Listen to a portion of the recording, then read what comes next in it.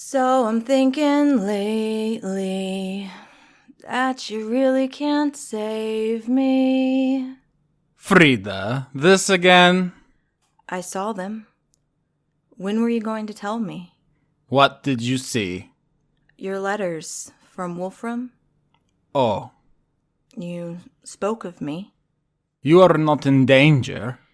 If you really think that, then you don't know what danger is, and perhaps never have.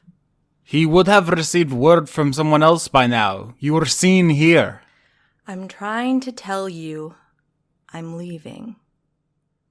I need his trust for Sabrina so we can save her. You want to take care of everything, and so you take care of nothing. Don't take this the wrong way, but there is no right way, and yet you write to Wolfram anyway, hoping to reason like this is some sort of game, where treason might sully your good name. Frida, this is not true. Tell me, what did you trade for this conduit? If I could undo it, I would do it. You keep trying to appease, to please, like a fucking sycophant on your knees. Frida, this isn't you. It's now clear to me all compromise is just fuel for what you want. I don't want what he wants. How dear to me your charming lies, all in line with this empire you flaunt. I am helping how I can. Such a fool to think the stars aligned like I'm some fucking debutante. Frida. Take your sweet enterprise. The last thing Sabrina needs is another weak-minded man too scared to bite the hand that feeds.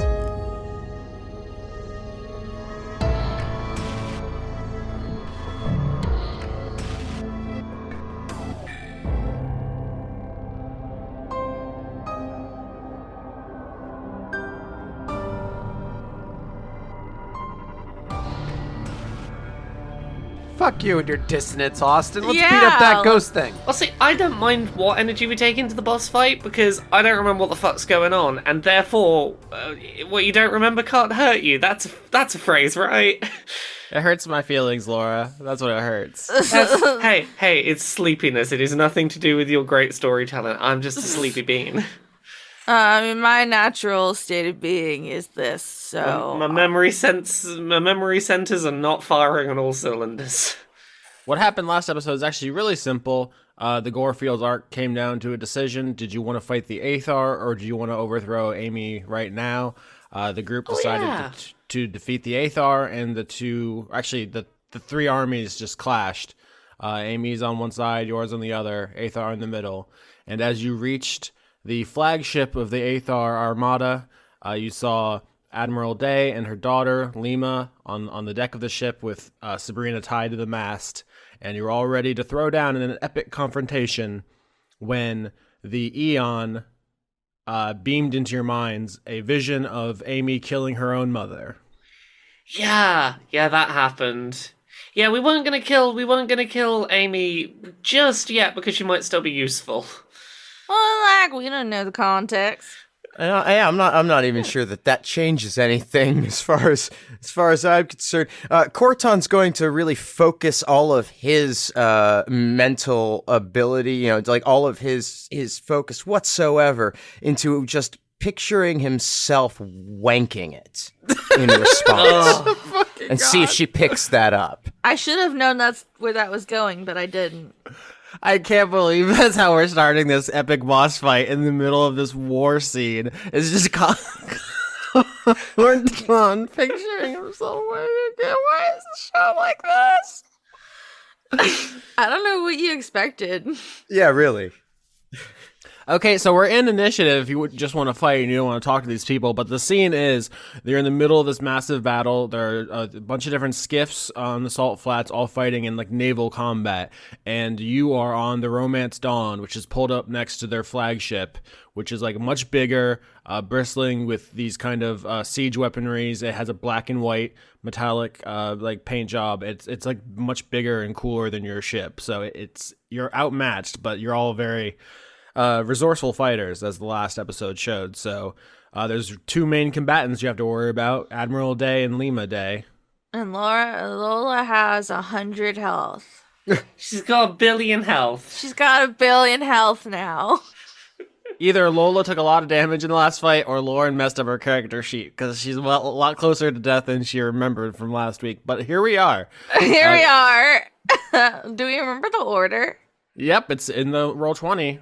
It's the days up first. If your response to this revelation is just to picture yourself having a fun time with the hog. I would like to say, The hog. why are you bothering to show us this? Okay, so you as Gentleman Bramwell, just like think back at the Admiral. Why are you showing me this? Yeah, that's why I didn't do it in the voice, because I'm mentally projecting it. You know. Okay, good. I think the Admiral sends back images of all the dead that are going to be here after this fight, just all the smashed skiff, the dead moles, the dead Modron and Slod on the Aethar side, just bodies everywhere, and just impressing on you that you can end this slaughter. Just stop fighting for Amy and let the Aethar have the gore fields. It's the right thing to do. You can end this slaughter too. Lola's gonna make the move done by the classic meme, Persian Cat Room Guardian. Where it's like the Y shrug. I really hope people Google that, because there's no other way to describe it than the one thing that it is. That's why I said exactly what you need to know to Google it, to find it, because that's what it's called. It is called the Persian Cat Room Guardian.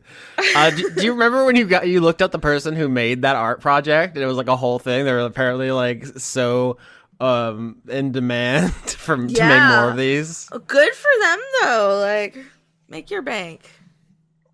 Wow, Give yeah. you cool little yeah, wacky okay. cat guys. Yeah, I see. Uh-huh. You understand now, Conrad? I get it. All right, so Khorton, because of your just incredibly rude and disrespectful display, I think the Admiral does a warning shot. Basically, she has this great sword with a green flame completely wrapped around it, and she swings it in your direction. And once again, she's on one ship and you're on another. She's not anywhere near you, but there's just a blade of green flame extends from it and slices at you. So here we go. No. Here we go. 19. 19 hits. Oh. 10 damage as you were slashed by a giant green sword of flame from, 50 yards away. So, That hurts. yep. That was the first up in the order. So, Lola, you see that your Persian Cat Room Guardian gesture was not not appreciated. Okay, I had a question. Quick question before I do things. So what spell level would Sloth Green's thingy be for me? Oh, just one. It's very Just low. one? Okay, so I'm gonna do 2 attacks, and then for my animal friendship guy, I want to do a kiss to the sloth. Okay, so roll your attacks. Okay, I got 9 and 14. Neither of those hit. I rolled a 1 for health. Okay, so for yourself? God, pathetic. Was that for you? That was me. So Sloth Green just gives you the tiniest little smooch on the back of your neck because you're wearing like a backpack, and you feel emotionally healed by 1 HP. Your 2 crossbow bolts, which are the quills, fly towards the Admiral, who doesn't even bother moving, just literally just like grips their sword tighter, and green flame bursts out of the sword in a wave and just incinerates the bolts in midair. Oh, okay. It's Vindrass's turn. Vindrass, when we last left this adventure, you had used a concentration spell to create a tornado of ghosts, basically? Yeah, ghost tornado. So you want to remind the audience about that spell? I need to pull that spell up so that I can remind about it properly. This was one of the things that, she couldn't remember from last week, that she was relying on you, Austin, to tell her about. Well, see, I'm very glad you reminded me, because otherwise I'd forgotten I have an army of cool ghosts I can fight with. I'm very sleepy this week. So yeah, there's a bunch of ghosts flying around about 15 feet away. If anything enters the circle of ghosts, or starts its turn in the ghost circle, it has to make a wisdom saving throw or take a bunch of ghost damage. All right, so they need to be within 15 feet, which means you need to board the Aethar flagship, the HMS Abraham, in order to get her inside your tornado of ghosts. So Yeah, I'm up for that. all right, so all you have to do is, I mean, you can just attack. You have Thri-Kreen legs, and then I'm going to make you roll to jump from ship to ship. Everyone else will have to, but not you. As this is a concentration spell, can I do a non-concentration spell without losing this one, or is this the only thing I can be doing? You can only concentrate on one spell, but you can cast other ones. Okay, cool. So in that case, I'm going to spring over to that other ship, in order to get the spirit, the ghost field to be around our target. So I need a wisdom save. 10. That's not going to do it. Wow, a bad roll. That's not going to do it. So you are going to take 13 damage from the Spirit Guardians.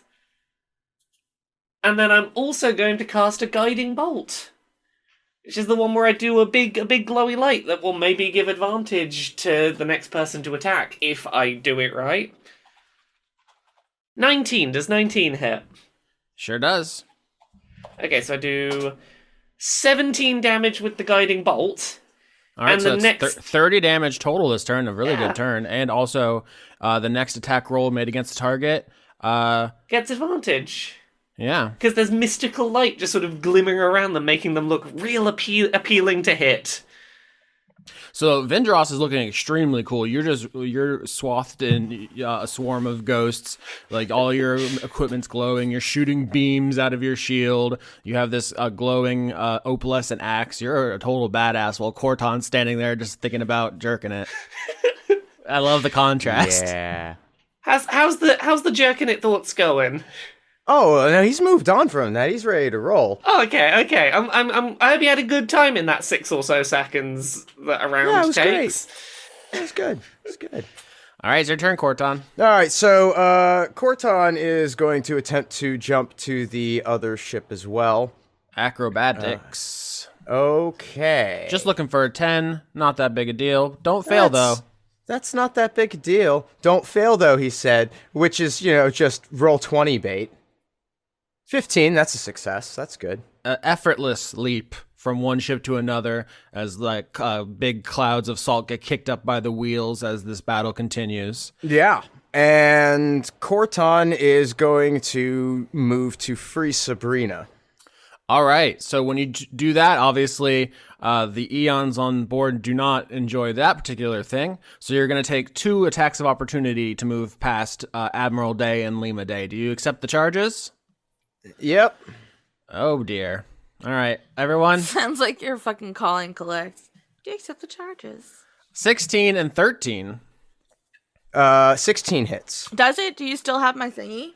Well, that puts me at 16. Do they have to exceed? No, 16 or hits the do they only bark have to skin. meet it? Yeah. Okay. Yeah. Just checking. Oh, I really messed up that damage roll. Only 5, so you get slashed by the big green Okay. sword, but I think you leap over it in a really impressive way. You're doing some maneuvers this turn, huh? That seems to be working. Yeah. Good thing you centered yourself first. Got yourself in the right headspace. Right? Exactly. I had to clear my mind. I can't be distracted by all these thoughts about needing to jerk it. I gotta get that thought done and processed, and then we can fight. All right, so you have your cane sword. Are you going to roll to attack the ropes binding Sabrina? Yeah. Yeah. Let's do that.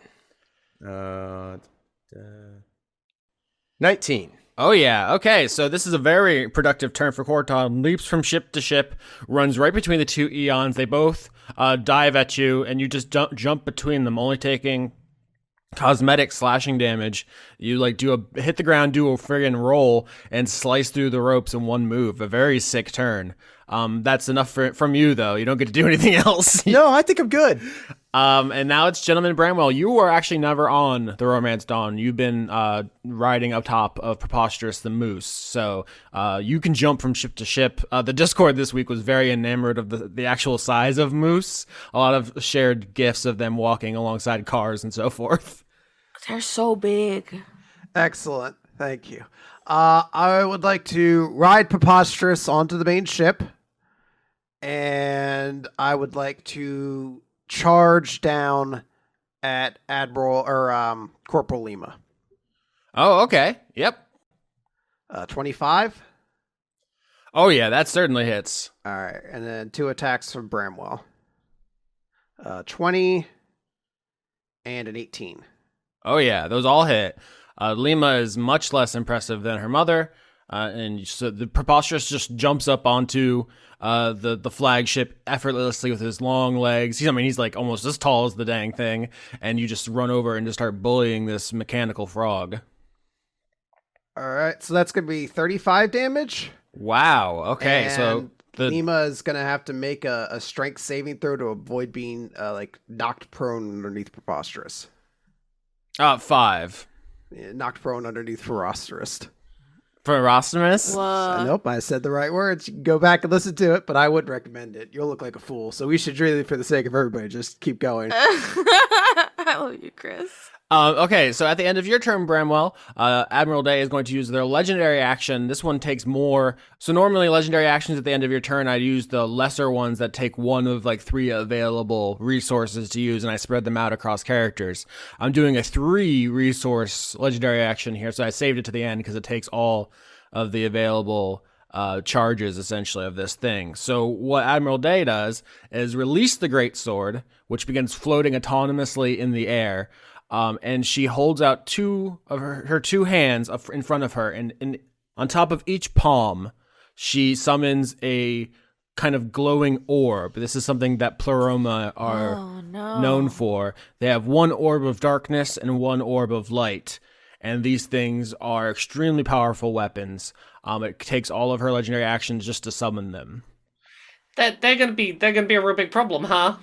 So it's enemy's turn. I had to get very creative here because I think Corporal Lima is going to get absolutely raffle stomped by Gentleman Bramwell. So for her turn, she is going to cast a spell, which is Dimension Door, which teleports her away. So basically she's been knocked to the ground under a Preposterous, and just a magical glowing door opens in the deck of the ship, and she just falls through it out from under you and lands near the wheel that pilots the ship, which she grasps and spins hard to starboard, just absolutely like throws it like Wheel of Fortune, and is going to try to run over the Romance Dawn, which only Lola is on. So I guess this is really an attack on Lola. Damn. All right. I'm just going to do a vehicle proficiency. 19, that absolutely hits. God damn it. So this is on the Romance Dawn, not on Lola Beans. Well, that's good. Is it though? I think. I would like to not die. Yeah, but we also need the Romance Dawn to not die. Well, but here's the thing. I think it's easier to get another boat than it is to get another Lola. You are correct. So 23 damage to the Romance Dawn. I'm basically putting its health at 50 for combat purposes. So the HMS Abraham just lurches to the right and crunches right into the side of the Romance Dawn, which is a much shittier, more fragile ship, and just it shears off part of its side, and the cracks all shoot through it. Lola, if this ship is destroyed while you're on it, you're going to take massive damage. That's fine. So, if I remember correctly, the practical use of Bradley the Pangaloris is that it's basically he's basically a grappling hook, correct? He sure is. The tone in your voice makes me think you are under the impression it's your turn. Oh shit, it's not yet. Yeah, I was confused. I got so excited. Because I was like, I'm pretty sure Amy gets to take an action somewhere in here. Okay, yeah, no. I was just excited to use my grappling hook. I hope Amy gets to take an action in here somewhere. No, so Amy and her army are still approaching. You see in like the horizon her fleet of skiffs coming from the gore fields, and they're fighting their way to you. It's going to be a couple turns. If you want backup, you have to survive like at least 3 rounds. No, it's Scary Lady's turn, right? Yeah, it's Admiral Day's turn. So she has 1 orb of darkness and 1 orb of light in her hands, and they're each like the size of a basketball essentially, and they're just deep representations of their chosen element. Like it's not like, you know, when you cast a spell with a fireball, you get some fire. I'm talking about she's holding a black hole in one hand, and she's holding like the heretofore unknown white hole in the other hand. Is she still in the ghost sphere? Yeah, at the beginning of her turn, she takes ghost damage, huh? She gotta do a wisdom save again, see if she takes some more ghost damage. Mm-hmm. 14. That's still gonna hit ya. Nice. Right. I mean, a hole's a hole. God damn it. That's ones on all of my dice. That's 3 damage. Oh, man. That's 3 out of a possible 24, but I'll take it. That's 3 more damage. Yeah, the ghost ain't getting much done. So basically, on the Admiral's turn, she lets go of these 2 orbs, and they begin flying around kind of autonomously on this ship, doing their own thing. You're all familiar with Guardians of the Galaxy and the man with the arrow who kind of just kills people? Yeah. Yeah. His name's Yondu. Yondu. Put some respect on it. He died for us. Spoilers. So Like a 7-year-old movie. How dare you? has it really been that long? Time has no meaning anymore, Austin. We're old now. Okay, so the priority target is Khorton, who's about to get the prisoner. So the black hole's coming after you, Khorton. Cool. Where's the white hole going? We'll get there in a second. Don't get 27. That's gonna hit. Bark skin is not helping. Oh no, it's helped plenty. It could be more helpful. I still don't think it's reasonable to expect it to be helpful enough to withstand a 27. I don't know. I'm just saying. There are very few things that withstand a 27. Yeah. 9 damage, Khorton, as this. So what happens is this dark hole starts getting close to you. It's like it's hoving in on you like a homing missile, and just its presence. It hasn't actually hit you yet. You take 9 damage as it gets close to you. Is what happens. Cool. And it basically begins like shredding your very soul with dark energies. So this is going to turn out very bad. Basically, this thing's going to chase you down, and the closer it gets, the more damage you're going to take until it touches you, at which point you will be obliterated on an atomic level. Okay. The white orb goes over to Corporal Lima and is going to heal her.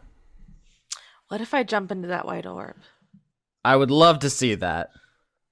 I don't believe you. No, I believe you, but now I don't think it's a good idea. You should believe me for the wrong reasons. Yep. Yeah. So Corporal Lima is going to get healed 32 HP. Are you fucking kidding me? Lola Beans. Oh, bullshit. Okay, well, I'm gonna grapple over to the other boat.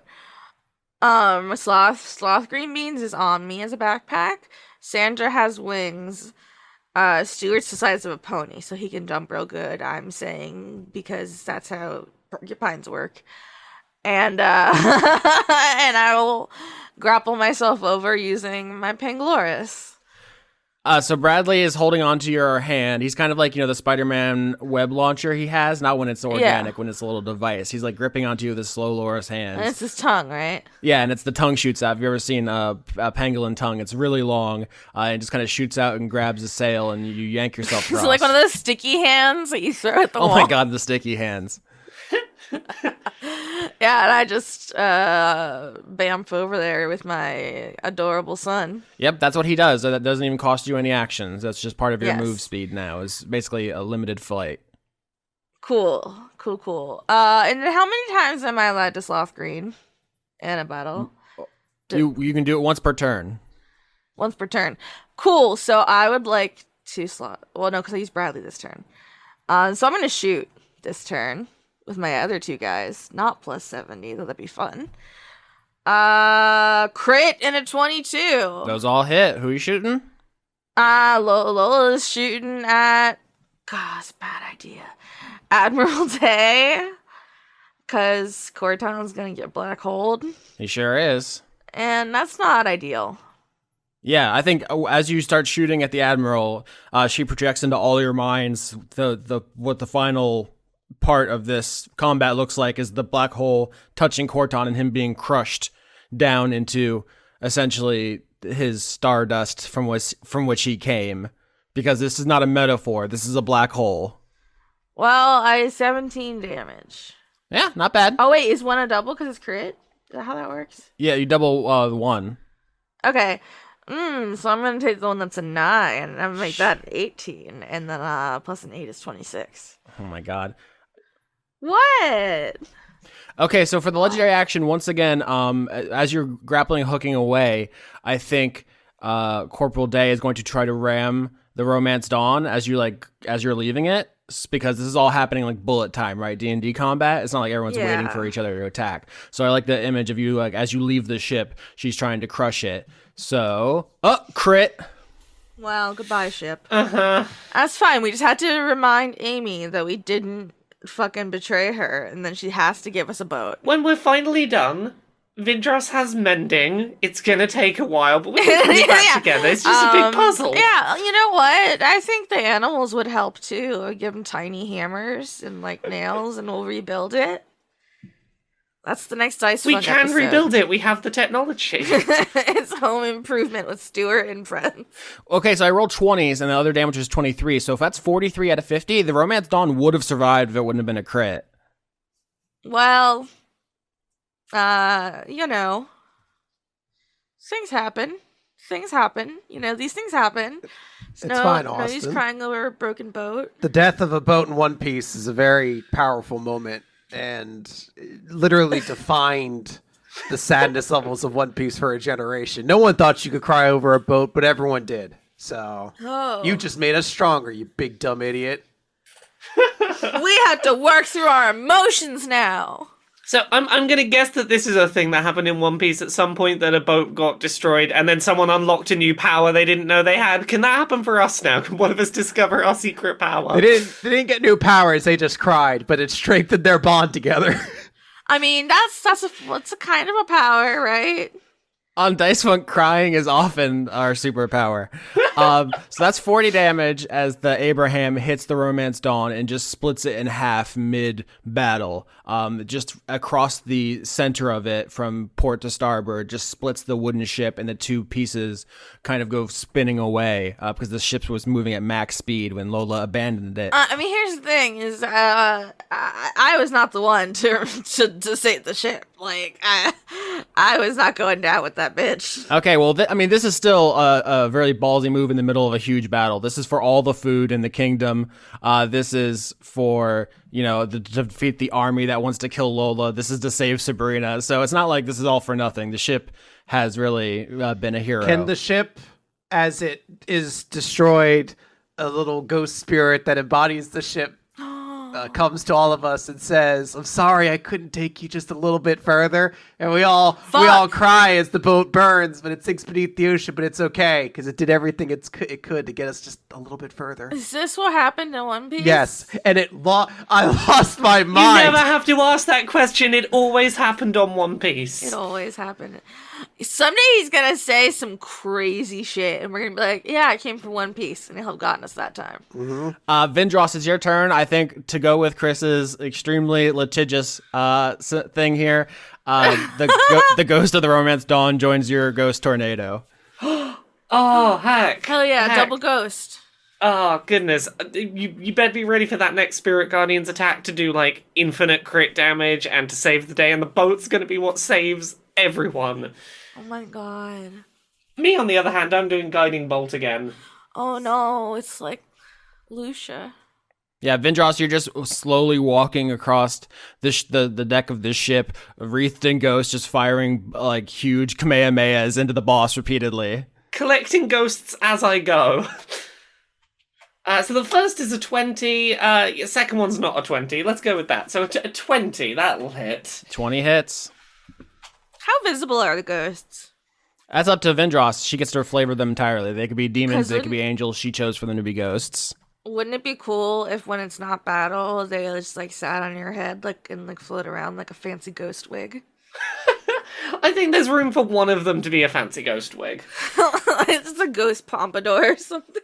Okay, that's 9 damage, but I'll get advantage again next time I attack, so that's fine.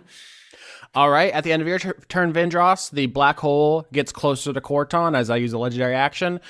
You just take another 8 damage as it inevitably gets closer. No save. Okay. That's called an event horizon, my friend. Okay. Yeah, I'm very much looking through my spells, being like, do I have anything that can help? All right. Not So really. how's Sabrina? Unconscious. Small. 10 years old. Cool. And Khorton has just collapsed on top of her. Uh-oh. Do you still have HP? No, Oh, no. that's Oh, it. that's bad. Oh no. Okay, so this black hole is bearing down on Khorton. You see him trying to pick her up, and the strength just leaves him as like his actual like energy is sucked into this dark vortex as it approaches. I did not realize he was that close to being down. Otherwise, I probably would have used my turn differently. So Bramwell is going to ride off and attempt to go rescue Khorton and Sabrina. All right.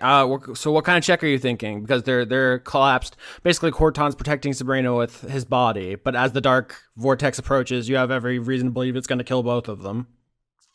I don't know a nicer way to say it than toss them in the other direction. Yeah, sure. Yeah, that's why Like a beach ball. that's what I want to do. Shove them out of the way of it, basically. Using like Preposterous's antlers or like the gentleman's greeting? Because you're a tiny dwarf on a big moose. The gentleman's greeting, because if ideally I would like Preposterous to be able to like go with them, and Bramwell would just stay behind. Because I assume it tracks onto somebody. Yeah, right now it's tracking on Khorton, as far as you know. Okay. Yeah, so I'll basically enable it so Preposterous can pick them up and move, because he's going to be faster than anyone else. All right, roll it. 27. Oh yeah, you tell me. I want to fucking heave ho. I don't know how to say it other than like I want to like croquet mallet those bitches across the boat. Okay, I assume you don't want them to take damage. No, so like if you're but I don't know riding the words. past them and you have the gentleman's greeting like dangling over the side of the moose, and you like hook it into like his belt loop or something, and you like drag him, like do a drag throw. Yeah, I want to do that, and then I don't have any way to heal him. Either way it goes, it's fine. We'll see how the death saves go. Frankly, I think the smarter move always was focusing on the boss encounter. Yeah, the quicker we can deal with the thing that is sending a literal black hole around, probably the better. Also, it keeps healing things, and we don't want that to stick around. So I'm out of legendary actions. It rolls back around to the Admiral's turn. I'm going to take Spirit Guardian damage from Vindrass, who is really doing DPS in this fight. Hell yeah, take it. Okay, you only take half ghost damage. Okay, so that's 15, so you take, what, 7 or 8? 7, cool. Okay, you still take 7 ghost damage. Okay, so here's an interesting thing. Corporal Lima leaves the ship, having cut the Romance Dawn in half, leaves the wheel of the ship, and goes over to Khorton and Sabrina on the ground. And what I was going to have her do was pick up Sabrina and Dimension Door away. But because Khorton used his, blast willpower and being conscious to, like, shield her with his body, I'm going to actually have to, like, roll to separate them before I can abscond with her. So this frog is going to, I think, roll strength against Khorton. Why don't you roll just a body d20? Constitution feels like to represent your body. Okay, sounds good. Ooh, I got a 22. I got a 14. All right. So the corporal pulls Khorton off of Sabrina and throws his body aside, just assuming you're dead or dying. It doesn't matter. Picks up Sabrina. I use my action to pull you apart, so I can't Dimension Door away, but it's clear that's what she's going to do. She's going to escape with the prisoner because it's more valuable than anything else in this fight. That's the corporal's turn. And the Admiral is going to turn the dark hole at Gentleman Bramwell. Cool beans. 14, that's not going to do it, huh? Nope, that's a miss. All right, so the black hole fails to lock on. Fuck your black hole. All right, fair enough. But yeah, so like the flavor of this is it like tries to turn and your Preposterous is too fast and it doesn't have like the turning radius. It's like an old 50s Chevy boat and it just can't quite make those turns. So you're fast. Lola, it's your turn. All right, so first I'm going to heal myself. Because I'm selfish. So that's 3. And then I'm Okay, so I want this in universe. You look at Khorton's unconscious body and you decide to heal yourself. No, it's because people told me not to worry about it. No, but that's... okay, now I'm not asking about you. I'm asking about Lola. See, Lola would help. So I guess Lola, if she can reach you, she would like to And we know how much Khorton loves the sloth kisses. Yeah, you have a grappling hook, so you can reach anybody anytime now. Lola is unencumbered by Unlimited cosmic power. Yeah, you do the thing that narratively makes sense for the character to do. Well, I'm gonna grapple your I'm gonna just grapple your noggin. Because it seems like a very grappleable place. Okay. And then I'm gonna give you a little sloth kiss. Okay. All right, Khorton gets 3 HP and is no longer unconscious. And I can shoot still. Yep. Only one time though, right? 2. 2. Okay, cool. Well, I don't think a 10 or a 9 hit. Because of the guiding bolt, you get advantage on that, Lola. So that can be your first shot is missed, and your second shot can be something else. That's how that works. You guys gotta keep track of that stuff. Oh shit. Okay, yeah. So I'll go one more attack. That's better. Crit. So I got a 10 and a crit. Woo! I'm gonna write that down. The greatsword cuts out all the quills out of the air, and then you're like, oh, dang it. And then it comes at you, slashes you, and then just now that the sword isn't guarding, you just shoot her square in the face? Yeah, I like to sneak a little sneaky right into... Does she have a face? I mean, she has a face area. It has a nebula inside of it, but... Yeah, I like to shoot right where the face region would be. Because I'm tired of her shit. And so I'm gonna roll a damage on that, I guess. You know? Yeah. Yeah. 22. Nice shot. Yeah, she recoils like a quill buried in what would be her eye socket. This would be much a more gruesome injury to a different species of creature, but her wound like bleeds like light, and she like recoils, but doesn't seem like she's blinded in the way a human would be. Well, that is very cool, though. Yeah. Vindrass, your turn. Vindrass is going to take a moment to just look to Khorton and Sabrina and everyone else and back at this boss fight encounter that can summon light and darkness itself. And she's going to make the decision to keep attacking, I think, because there's multiple people there that you're not alone. We can't all focus on that. Someone's got to be attacking this thing. So, yeah, Vindrass is going to go swinging in with that axe baloney. 9. I'm guessing that's not going to hit. That is not going to hit, no. No, and I don't get advantage because it got used. Cool. All right, so that's your turn, Vindrass? Yeah, that's my turn. The greatsword is coming for you. I think the flavor of this is like it blocks your axe before it hits the Admiral. 24, that's going to do it. Yeah. You only take 5 damage. What a terrible roll. I mean, I can live with that. More rolls like that, please. Roll 20. Khorton, it's your turn. You have 3 HP as you kind of come to on the ship's deck from the sloth, and you see Corporal Lima Day is about to teleport away with Sabrina. Khorton's going to get to his feet, and I don't know, what do you think? An athletics check to tackle? Yep, sure. Let's do athletics to athletics here. I rolled a 9, so you only have to beat a 9. 14. All right, Khorton tackles the robot frog, and they begin struggling over this 10-year-old, and I think eventually you do rip her out of the frog's grasp. What do you say when this is happening? Let her go. I think Lima just says like, "You idiot, you're gonna die, stop it." The Admiral, I think, projects to all of you that like alternate version of this, where you all just come into the Aethar camp. Like Sabrina runs up and hugs you all, and everyone's all friends, and then you all sneak into the gore fields and just like all dogpile Amy, tie her up and bring her back, and no one has to die. And I show her an image of Sabrina tied to that post about a minute ago. Fair enough. Too late.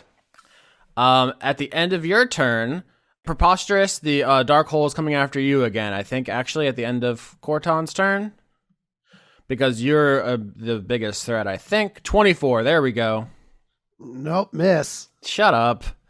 Why is everything with you such a struggle?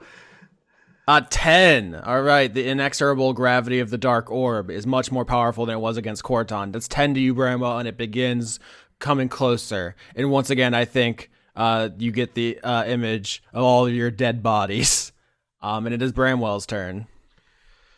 So this is a tough question for him because he is essentially like Sabrina's bodyguard. So there's a part of me that wants him to run in and just crunch the shit out of that frog. But it looks like Khorton has that. So I think he's going to he's going to trust Khorton because he sees that he's being very protective over that. And he's going to assume that he can take it, and he's going to, so Bramwell himself is going to go after Admiral Day, so I'm going to charge Admiral Day. All right. So 22. Hit. And 16. 16 hits. And a 12. Does not. And I don't remember if I used Action Surge during the last fight. I don't think so. All right, then I'm going to use that now to take another attack action. Hell yeah. So 20 Hit. and 21. Both hit. All right, so Oh my god, so many hits. 39 damage. Wow. And I don't know if it matters or not, but the dire boost makes Admiral Day have to do a strength check to avoid being knocked prone. You flying ghost piece of crap. 7. You're on the ground now. Also, I'm marking you. So if you try to attack anyone else, but it's not me, you get disadvantage. So eat shit, nerd. It's back to Day's turn. I think once again, what's going to happen is Khorton and Lima are going to struggle over Sabrina. This has just become like a really petty tug of war. So I'm going to need strength from you, Khorton. I rolled a 19 this time. God damn it. 4. All right, I really love this back and forth. She runs over and pulls her out of your hands, and you're going back and forth, and you're just like, you're being very stoic about it, and Lima's just having a meltdown, just being like, Stop fighting me! Why are you like this? Put a shirt on! Stop! that's her turn. Is Sabrina just keeps traded back and forth. So Admiral Day is going to use their movement. I guess it takes like half your movement to stand. She's not going anywhere, so the being knocked prone really didn't do much, except could have set her up for advantage to be attacked if someone had gone after Bramwell. No, that was a moral victory. That's all I needed. Yeah, no, and she felt like a bitch. Yeah, you got sky blued. Austin, you were a lineman in football. You know what that's like when you just knock the opposing blocker straight on their back and all they see is blue. That's demoralizing. They get disadvantage and everything. That's just the law. I don't make the rules. So the black hole continues chasing Bramwell. It's locked on, so you just take 10 damage as it inexorably gets closer and just begins sucking out your life energy. Oh, it's sucking, eh? All right, well, first I'm gonna, because Khorton, you're still at 3, right? Nobody else? Mm-hmm. All right, so first I'm gonna give him a Sloth Kiss, which is 4, so now you're at 7, which is exciting. That's exciting. And then I'm gonna shoot her in the face. Again, but as Austin reminded me, I have pack tactics. So a 12. Nope. And then a 21. 21 hits. Hell yeah. Let me roll my damage. It's probably not gonna be very much. 10 damage. Wow. All right. At the end of your turn, Lola, the black hole gets closer to Bramwell, who takes 10 damage. No! Is that the big crunch? Because that's it. Is that it? That was all my health. Uh-oh. I was literally at 10 health. Oh no! Okay, so we enter bullet time here because the rules of this black hole is that Bramwell dies if this happens. So if anybody has something they want to do narratively, now's the time. Can Vindrass use her movement, which she has not used, to attempt to stop using the ghosts to do damage and get the fuck over there to try and tackle Bramwell out the My way? legs are very jumpy. You can jump very far. I've got very powerful legs. I can do real good tackles. sort of like diving in front of the bullet, but that sort of move. Yeah, why don't you use acrobatics if you want to try to do a get down, Mr. President, which is what we call this game. Okay, I have no modifier on that, so please be nice. Roll 20. 15. Yeah, I mean, 15 definitely hits. You're only trying to hit, like, a friendly hit, not to get through his armor. So you can leap and knock Bramwell and Preposterous over the edge of the boat to save their lives if you want. They'll be knocked unconscious. Yeah, and I imagine that I probably can't concentrate while doing that. That probably fucks up my ghosts, but we're gonna do the big knock you off the boat. Yeah. What's your HP, Vindrass? My HP's really good. Very few people have actually attacked me. Okay, because now the black hole's coming after you. Oh, shit. Does my very high AC protect me from a black hole? Nope. No. You could be made out of adamantium. A black hole is a black hole. Well, I mean, if it's gonna follow anyone, it might as well follow me, because I've got very powerful legs. I can run real good from it. It is now Khorton's turn. Khorton, you see the black hole almost kill Bramwell. Vindrass knocks him off the ship to save his life, and he falls, like, just sprawling into the salt and is left behind. But now the black hole is bearing down on her. Lima has Sabrina. What do you do? I always say last thing is that Admiral Day has an arrow in her eye, like an arrow in her chest, and she is all, like, shot up with guiding bolts. So she actually does look like she's taken severe damage. So a lot of options, a lot of variables. Okay, but Lima's looking for my next move. Mm-hmm, yeah. Yeah. This is really like you two are dueling in this one specific thing while everyone else is fighting the boss now. You have like a pocket full of sand you could blow in her eyes? Like King of the Hill. Like fucking Pocket sand. Mr. Fuji at WrestleMania 9, just blow a pocket full of sand in Bret Hart's eyes and then run away with the title? Pocket sand. But it's a robot. So would sand would be terrible for the gears, and metal bits? Actually, it was really more that I was reminding myself that it's a robot, so I don't I do was like, something sand else shouldn't be in stupid. robots, so I mean, maybe Yeah. it works. All right, so Khorton's going to try and charge at the robot frog, holding out his sword cane sheathed to try and wedge it between the two of them. All right, here we go again. 11. 13. All right, what happens? So Khorton goes charging with his sword cane out and just sort of pokes her to push her back so she drops Sabrina and he grabs her up. Okay. At the end of your turn, Khorton, the dark hole gets closer to Vindrass, who takes 10 damage. Okay. Okay. Bramwell, you are unconscious on the salt. I think Preposterous licks your face. Does that wake him up? I feel like Moose Tongue is very big. It's back to the NPC's turn, which means Amy's here. Finally! You actually see, as Amy's army approaches, you also see the Thriller Bark with all of those NPCs as well. So this battle is turning against the Aethar in a major way as you attack their commander relentlessly. I wish I had messages I could tell them to get Bramwell. I've got psychic messages. I can let them know. I want to honor Khorton's ongoing battle of the minds with Lima Day. I want to do one more contest with you. Okay. 4. 17. Okay, here's an idea, all right? So this back and forth, which has contributed nothing to the actual mathematics of the boss fight, I want to pay off by you take Sabrina, she takes Sabrina, you take Sabrina, she takes Sabrina, and then you win 17-4, a very convincing victory.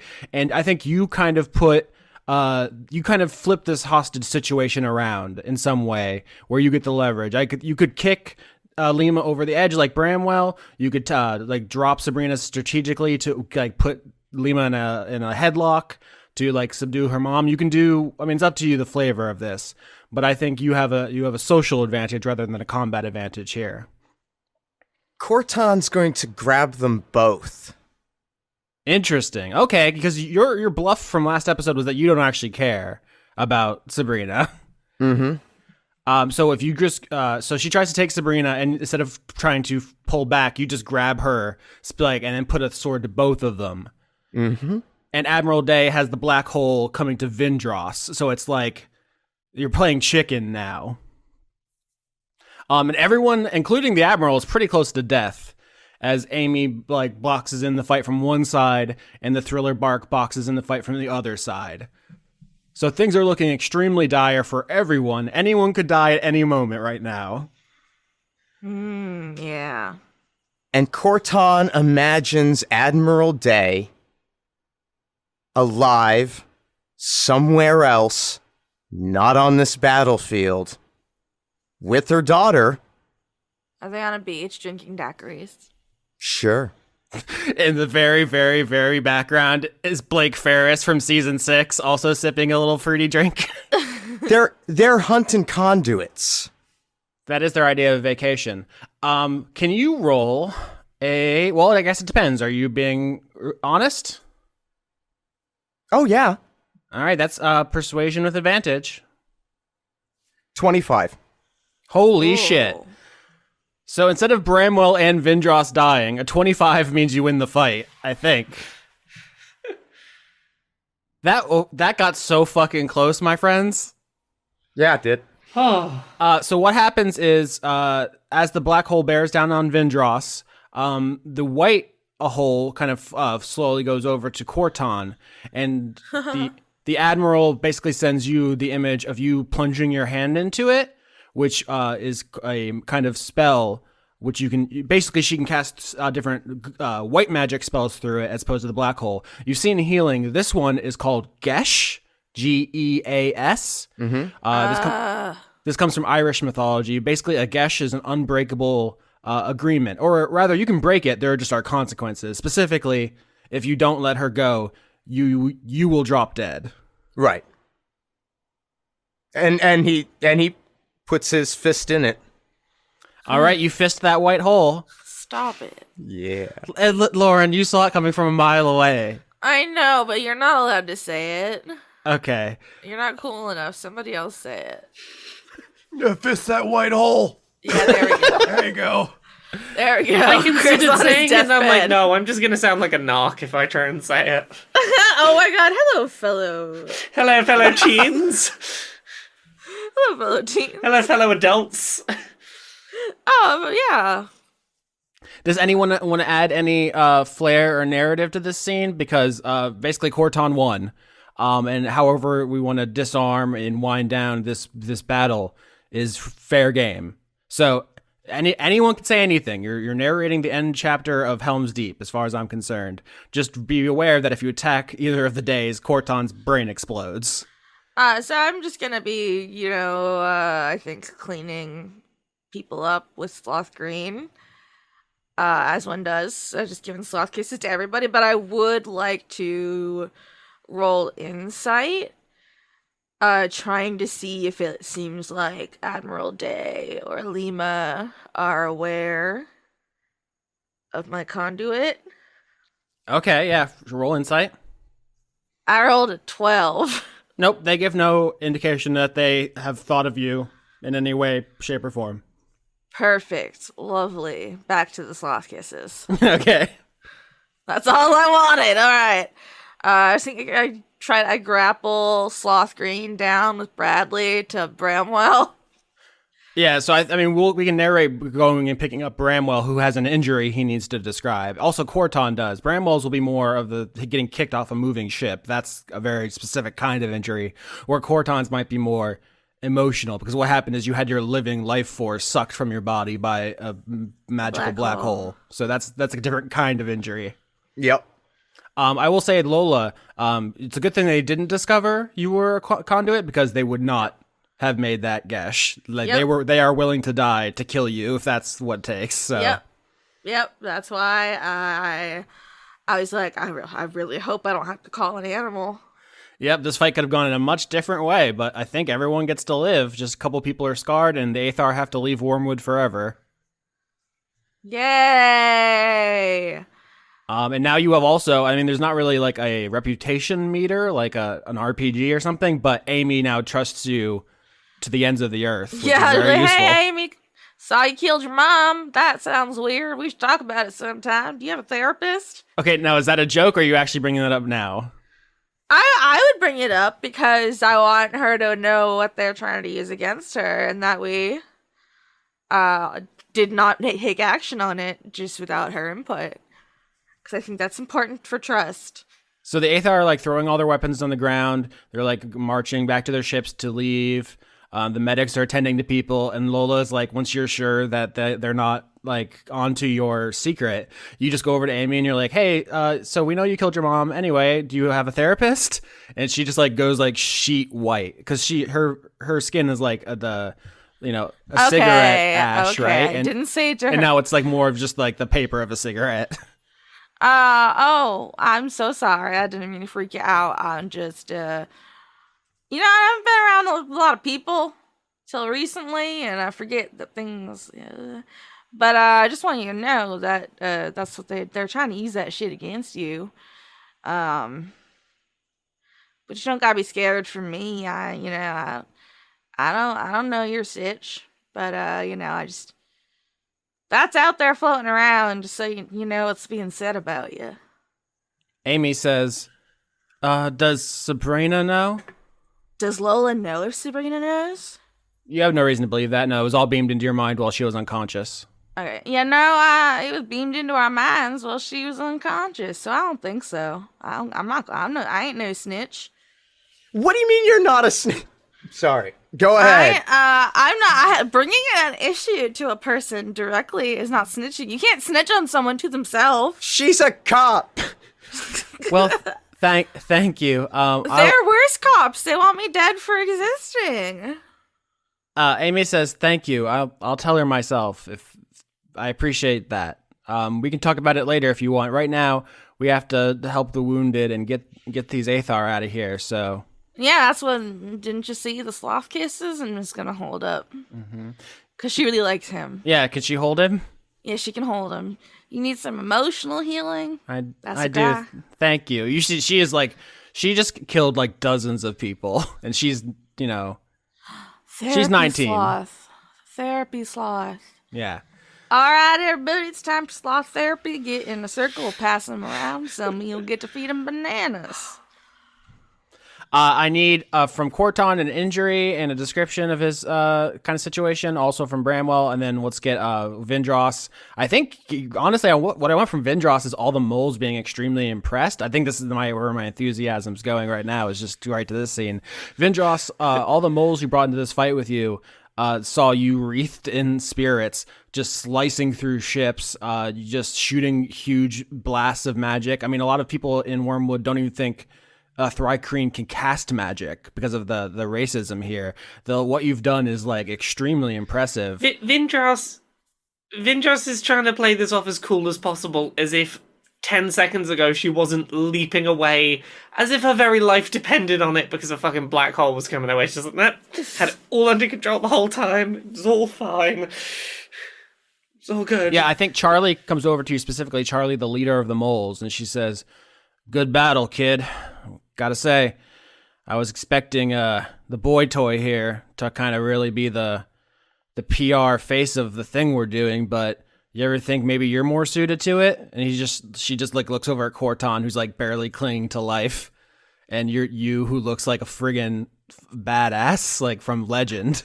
I mean, I wouldn't be here now where I am if it wasn't for him. This is his big adventure. I'm just glad I am here being a part of it. Oh, wait, you're the artist who did that famous drawing of him and the white glass demon, right? Are you going to commemorate this? I mean, he did win this battle. Everyone saw that. So like, you were badass and we loved it. But like, he can definitely take the credit if that's how you want to record the story. Oh, I probably should. I probably should. I mean, what's interesting here is that Vindrass could take control of this narrative, and she could make it more about herself as the leader and like center of this movement and her deeds, or she could continue to prop up Khorton, who can't even learn psionics. I don't think that this would be a moment for a switch to completely Vindrass going like, and this was my victory that I did. Oh my god. But I think there's the passing thought in her mind that is, what if this was a bit of art of us both? We both saved the day. We worked together. I helped on this one. I feel like you'd be the first saint of the religion. Also, this is another time, if you'll recall back when Khorton went down when his nose got cut off, Staples mentioned to you that your magic still worked even when he was unconscious.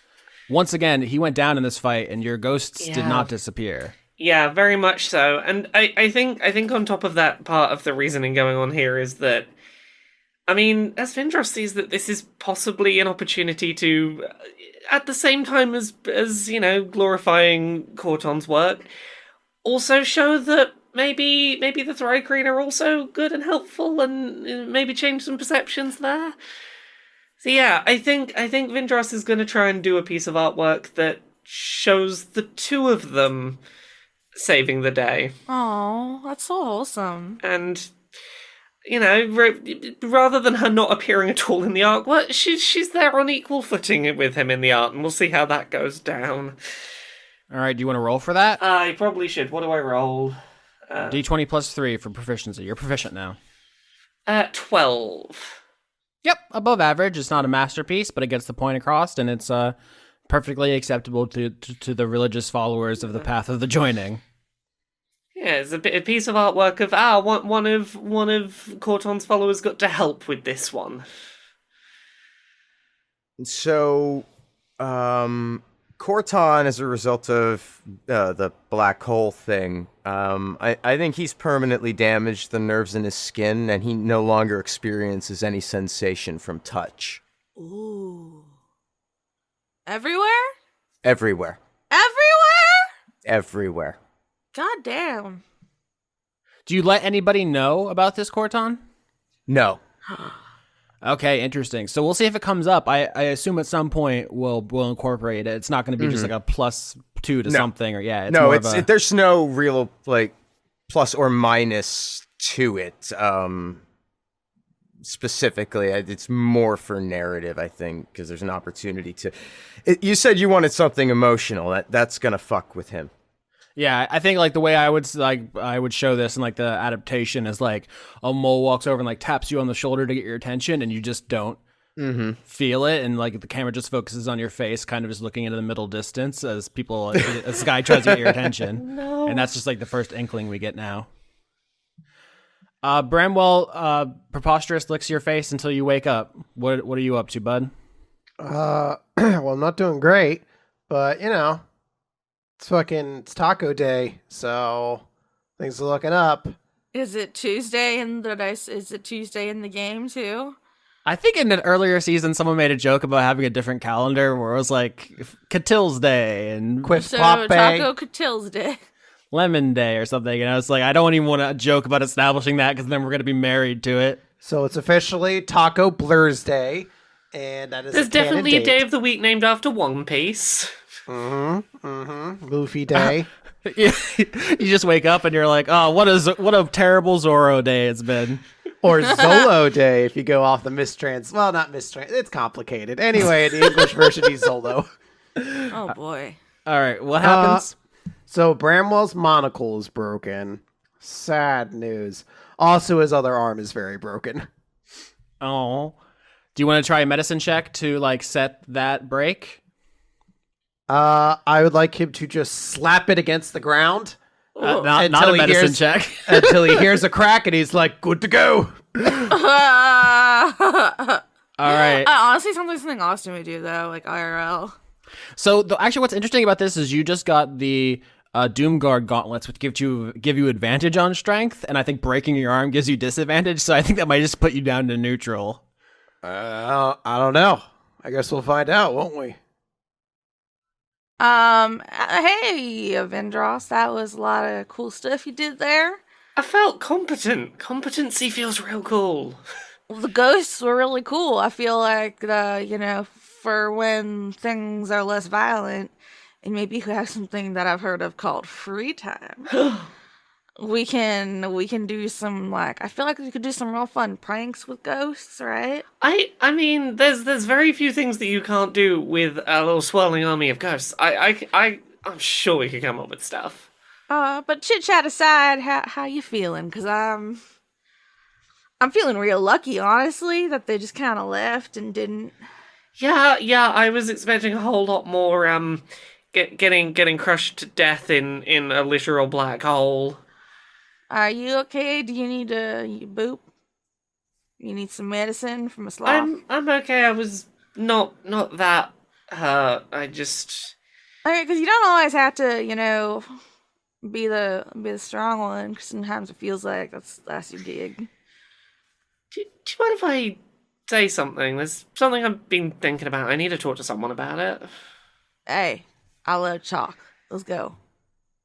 I just kind of been assuming for the longest time that my ability to do magic came from Khorton, because I started the whole putting all my faith and attention on him, and then suddenly I could do magic, and the two seemed really connected at the time.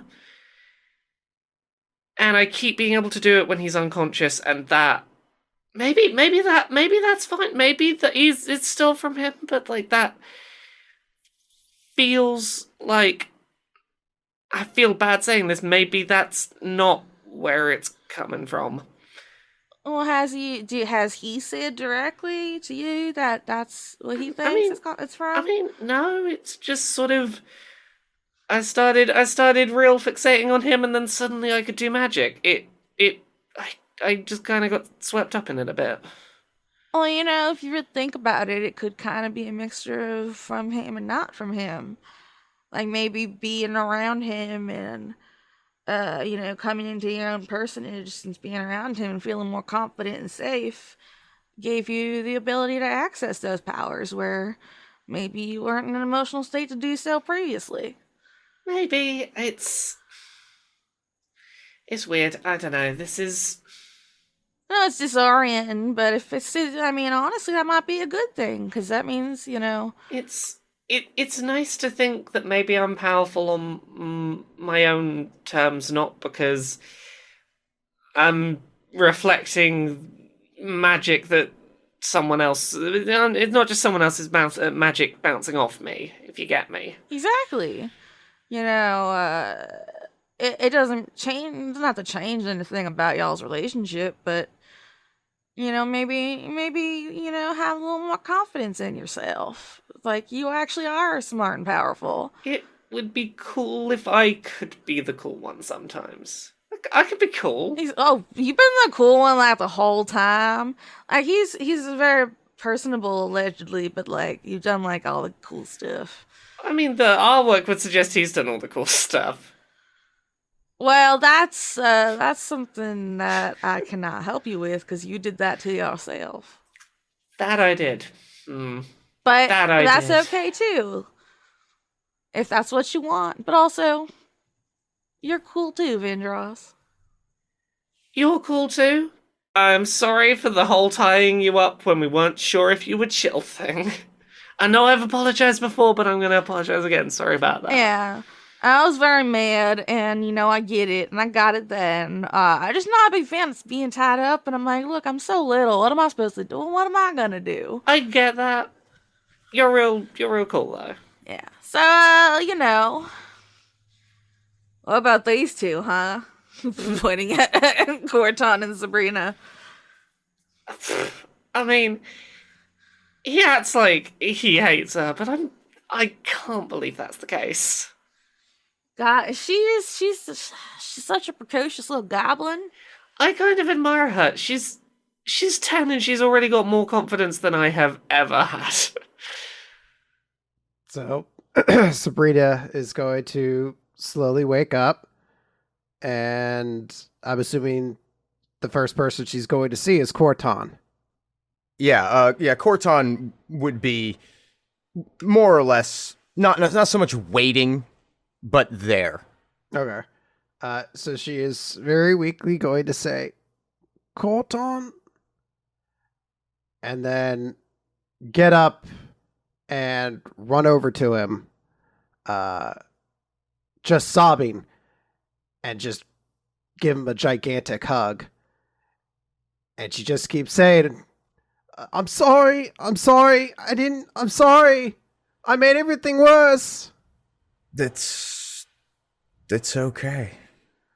No, I made it worse. I made a big problem, and I don't know what happened. They wouldn't listen to me. Not everyone's going to listen. And sometimes you have to come up with some way to make them. And they did. And I'm glad. She's going to study Khorton, and I guess try to roll an insight check. She has really bad insight, so she may just assume you're doing great, but I want to see if she's able to pick up anything. No, I got a 7, so she just thinks you're here. You can't detect that he can't feel your hug, which is brutal. Yes. Oh. She's gonna just kind of look around. She's like, is everyone okay? Bramwell's going to be okay. Everybody else is... We're all right. Oh, I'm so glad to hear the boat's fine. Well, they left. Can we have their vote now? Yeah, they gotta get home. Nope. Our boat now. They gotta walk. No, you went through all that trouble to get the thriller bark. Now you have to live with this cool armored ship. Oh no, the cool armored ship. Quick, someone name it something that isn't from One Piece. Sabrina is just gonna say, it's fine. I wasn't much of a captain anyway. Oh. No, you were a great captain. And you'll be a captain again. You're gonna be more than a captain, Sabrina. It doesn't feel like I'm going to. It didn't feel like I was ever going to be free. And I am. And I don't know what that means now. You're the leader of the revolution, though, aren't you? Just for now. How can we win? The people who are supposed to fight conduits, they couldn't even do it. They can't kill all of us. I mean, if they did, who would they rule over? Salt, I guess. It's not good for much. You can make saltman out of it. Tastes kind of good, but then it tastes really bad. Salt angels? Khorton stands up, says, "Come on, Sabrina. Probably gotta go talk to your sister." She's gonna be angry at me, and she should be. You're tough. And besides, you're gonna be queen one day. But I don't want to be queen. I don't know, it just seems like a bigger ship to me. Yeah, but my ship won't move. Have you seen that castle? We'll find a way to make it move. Okay, so after the battlefield is cleared, Charlie is going to throw like a big feast for the first major battle of the revolution. I think Amy, if asked, would say it's a feast she threw to celebrate repelling the Aethar invaders who threatened her father. It's a very nice cover. She actually is like, Damn, she's smart. yeah, she's lauded for this victory as like a great, a great demonstration of the God King's power that his daughter was able to defeat this army, and like it's very good for her politically and the God King as well. But he doesn't know the actual truth of this, which is basically all the moles who were liberated from the Iron Mine come in, and they're all happy to be free, and all the people at the Gorefields are happy, and it's just like an unambiguous win, I think. There were losses, but not as many as there could have been if the situation had shaken out any other number of ways. This was a very open-ended quest, and you guys basically got through with only a broken arm, a broken ship, and some broken nerve endings. So Not bad. Can Lola and all the animals, can we have like our own little kids table at the feast? yeah, so not only can you, I want you all to describe what this looks like because everyone's there, all the NPCs are there. We're gonna have a bunch of conversations. This is the kind of taking the place of a downtime episode, which we would normally have. All right, Zer. Hey, Hey, it's me. I'm Zer. What are we doing here? I need help. I can't stop them all from eating the wrong things. I need another set of hands over here. Okay, describe to me your animal feeding station kind of setup. Okay, so they're like a little plastic kiddie table because they can't be trusted with like a real dining table. And so we had to keep them from eating each other's food. And this isn't just your personal animals, right? This is the shark horses for the entire agricultural sector of Wormwood. Yeah, so like my babies are at the kids' table, but the shark horses are in the shark stables. Yeah, so you've basically created a stables banquet hall for all the animals because all the food in Wormwood comes from the gore fields, which means like all of the produce moves from here through shark horse skiffs. They did a good job. And so you're throwing a feast for like all the horses in the realm. Cause they work really hard. I'm so proud of y'all. You did good. It's probably pretty scary. I don't think you chewed any of our people's arms off. I'm real proud of y'all. The bloodiest oats for every horse. Yeah, there's plenty of blood to go around after that battle, so. But I've decided that you are officially in charge of helping me, and you can't back out, because that's the law. Don't question that. Don't look it up in the law books. Yes, your honor, your godliness, your... No, your... Ixnay on the godly nay. What? Ixnay on the godliness nay. Don't... Your popeness. No, you just say... Lola is my name. I don't know. I was just saying... Why you gotta make it weird? I didn't make it weird. You talk to animals. That's weird. You're telling me you don't... Like, here's the thing. It's not that weird. I bet you talk to animals, too. They just don't talk back. And I feel like you're just jealous. Because, like, I would be jealous. If I talked to a cat and they didn't talk back, I'd be pretty sad. Yeah. I mean, I am pretty jealous. What are they saying? I want to know. What do the meows mean? Mostly that they want food, and that if anybody has told you they got fed, that they're lying. Because they've never been fed. I just want to hear the cats lie to me. They love lying. They're like crying and lying, and then you're like, who ate all the bread? And they're like, it wasn't me, I'm a cat. Cats don't eat bread. And I'm like, I saw you little motherfucker. Crying and lying, the cat story. But yeah, I mean, if you want to know what the lads and Sandra here think, they think you're pretty dope. Well, that's good. Yeah. I'm trying not to be weird. It's just like, it's a lot. Well, I mean, don't you think you're just used to it, right? Okay, sorry. No, yeah, I'm just used to it. Yeah, it's actually a lot. I don't expect you to be like okay with everything already. Was it weird for you for a while? You don't remember. Fuck. Shit. I mean, it's kind of, yeah, as long as I don't know, because I don't know. Okay, here's a question. If you were a normal lizard, would you have wanted to side with the Aethar? I know that was like off the table for you because they wanted to murder you, and so like not a real choice, I guess, unless you wanted to hide that, which you could have done, I guess. But anyway, back to the question: would you have accepted their help if it wasn't like dangerous for you? It's hard for me to know how accurately I can answer that question because I don't know any other way to be. But I like to think that I still wouldn't because, I mean, even if I wasn't a conduit, their whole thing is, no questions asked. They're going to kill anybody with a conduit as soon as they find them. And, like, I understand, the God King being a problem and situations like that being something they want to, fight against. But I think I don't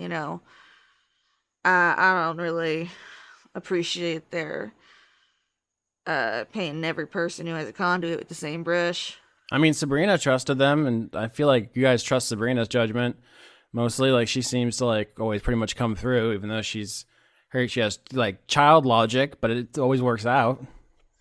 Well, and see, like, I'm not thrilled about that. But, and I do have faith in Sabrina's leadership skills, but that doesn't mean there aren't going to be, times where she's wrong. Or she maybe, I might disagree with her, and I disagree with her course of action, but also she's got a lot on her plate, and she's 10 years old, so I'm not gonna like fight her. I might have a. I think it's important to talk to her, but like again, she's been through a lot. I'm not gonna grill her right now, and also I'm not gonna grill her either way because, as I said, she's a kid. She wanted everybody to get along, and I don't think she does realize the stakes for me as a god around the Aethar. But that's okay. A lot of people don't. Speaking of stakes, so the plan we're going with is now that Amy totally trusts us, we help her defeat her father, and then we throw her off a cliff at the end, and let, I guess, the oppressed people, the bats and the moles and the Tarek and the bugs all like take over Wormwood. But where does that leave Sabrina, who is a royal family member and a threat to the legitimacy of that government? That is a great question that I don't have any answers to. I mean, also, I'm not even 100% on the throw Amy off a cliff plan. I don't know, I'm just bringing it up because if this comes down to like a question of what to do with the living members of the royal family, you might have to step up and take some authority to keep them from, our good friend Mr. Choppy Chop. Yeah, that's kind of the thing that I'm worried about happening because if it comes to that, I'm not gonna just let people my people get beheaded. Oh, to be clear, I'm on the side of Mr. Choppy Chop in most endeavors. I love his sharpness and his broad bladeness. You can why don't you just chop some like vegetables? It's very extra. It's just, guillotine some vegetables. That's a fun idea for like a theme restaurant, right? Like La Revolucion Restaurante. We have a big... Yeah. Every table has its own guillotine. Yeah, okay. Well, forget about politics. Let's just talk about opening a restaurant. All right, so we're going to put it in the middle of the salt flats where nobody can get to and everybody dies, because that's what we're going to do. Where's there room for a restaurant? Where are we going to have a restaurant? Okay, at the rest of the feast, Vindrass, Khorton, Bramwell, Sabrina, what are you all doing? I think Vindrass at this big dinner has made sure to sort of sit with Khorton and make sure he's doing okay. So she's just sort of, hey, how are you? You doing? You a little less shaken? I saw the drawing that you did. What did you think? I think you're more muscular than that. Oh. I mean, I didn't want to, overshadow the focus of the piece. This is all of us. It always should have been. I don't know what to do anymore, Vindrass. I think you're the only person who can be the face of what we're gonna try and do. I don't know about that, Vindrass. You've probably always been the one keeping me alive, not the other way around. I was ready to die on that boat.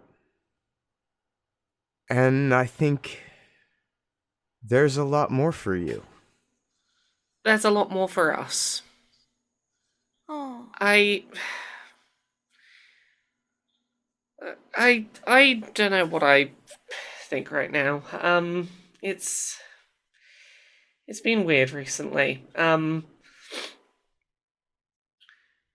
I had the whole picture who you want to be, self-actualize to get psychic powers thing, it was the first time I'd really stopped to think about what my vision of myself would be like without picturing it through the lens of what I could do for you. And I want want to be something. I want to be the person sometimes that can do the saving, can be cool and upfront and keep everyone safe, and I think I'm starting to see that in myself sometimes, that I might be able to do some of that. So next time, draw yourself with the appropriate amount of muscles. Oh, that's so wholesome. I think when you say that, Staples just lumbers over like flagon of meat in both both hands, and then like also somehow wrapped in her wings. She's got so much mead, and she's like, "Khorton, you son of a bitch, you did it, you sexy asshole." I love Staples. Staples, you're still alive. Not if I can help it. We'll see how many drinks I get tonight. The night's still young, you never know. Is that a challenge? Is that a challenge? Dude, I bet you I'll die before you. You want to go? She like claps you on the shoulder like really loud, and it's like drawing a lot of attention. And she says, "You know, you never told everyone you were a slave too, right? Like everyone's like, oh, Khorton, he's like a magic man. He's got the magic fingers." Ooh, a cult boy. And then we go to the mine, and this guy's like, "Oh, hey, I know you." And you're like, "I know you. How's your son?" And it's like, "You sly dog." Well, everybody comes from somewhere, don't they, Staples? I'm just saying, it seems like you hid that, and because it might be bad if everybody knew that you were like just a regular guy, you know? Hey, the best origin stories are the ones that start from humble beginnings. Oh, I'm not saying it's not a good story. I'm saying it seems like you were lying to your friends. In what way have I lied? Vindrass, did he tell you? He didn't tell me. I like to think Lola's like scrubbing a shark horseshoe with a toothbrush. I don't give a shit. I gotta clean these feet. Yeah. Look, people talk about their own things they have baggage about when they're ready. Not saying something does not mean that it was lied about. We've got a whole life to tell each other things. Oh. The fact I haven't heard a thing yet doesn't mean I was never gonna hear it. I'm just saying it makes you think about what other things he's not saying, you know? Oh, God. Oh, that's a finger. I ate a guy during the battle, and this is his finger. Do you want it? Give it to Young. Yeah, where is that son of a bitch? Oh no, he's probably holed up somewhere eating a head. Don't go find him. I'm gonna find him, and I'm gonna taste him. What? Bye. I'm not even here. I'm like a random bystander at the table. What? Who are you gonna eat? So Staples like starts some shit. I think like no one has ever like talked to Khorton on screen about him being a slave. Nope. Who cares? I think Vindrass's take since this came to light was very much, if Khorton wants to talk about it, he'll bring it up. No, Khorton's not really even reactive to it. It's not. It doesn't matter to him anymore. Yeah, I mean, you know that the boy you cared for at when you were owned by the Hendricks family is alive, which in your backstory you mentioned in episode 1 you weren't sure about that. So he's out there. You don't know about the wife though. I was actually expecting at some point you'd ask about that, and if you don't care anymore, that's fine. But that's also something that's up in the air as far as your backstory is concerned. Yeah, it wasn't something he really didn't care about any of them at all. It was only really about liberating the other slaves for him. And he was happy to be rid of them. And yeah, so you just quietly accept Staples' provocations, then Yep. don't bring any more heat to this, and people go back to the party. After a moment, I think Weaver contacts you, Vindrass. Okay. Where would you like to meet him for psychic training? Because it's time for you to pick a new feat. Ooh. Oh, damn. Last time it was a hot topic, so we've set a high bar for that. See, I feel like here we've got to go the exact opposite end of the spectrum. We've got to go super minimalism. I think this has to be the like sat on top of a large rock as the sun is setting. Like the complete opposite end of the Vision Quest spectrum.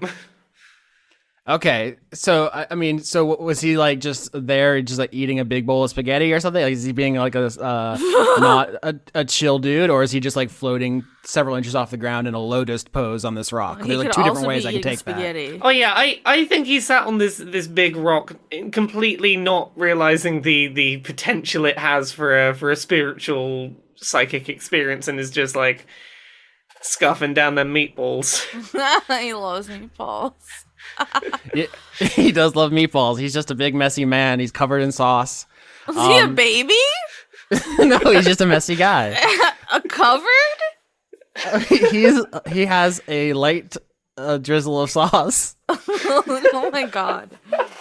So Vindrass, the feats you can pick from the Psionics Unearthed Arcana supplement are Metabolic Control. You have refined psionic control over your body's functions.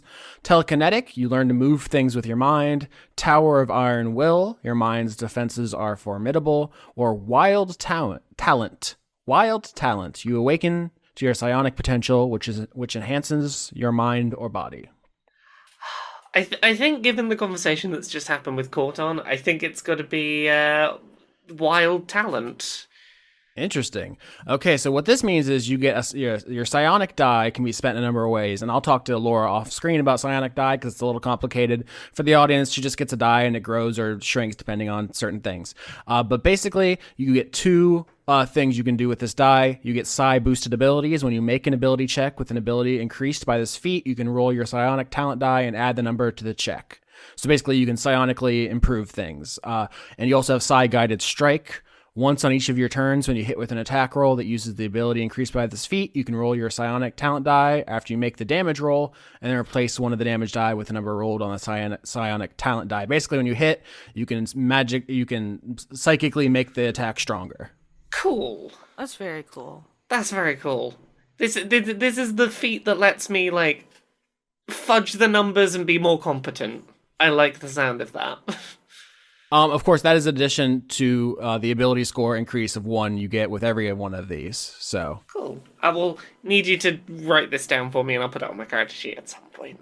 yeah, so that's the mechanical stuff. But the narrative stuff, you approach Weaver. He's sitting in a rock eating scatties, and he sees you coming. And he says, "Hey there, nice fight you did. Everyone said your ghosts were really cool. I was only kind of half paying attention. There was a guy."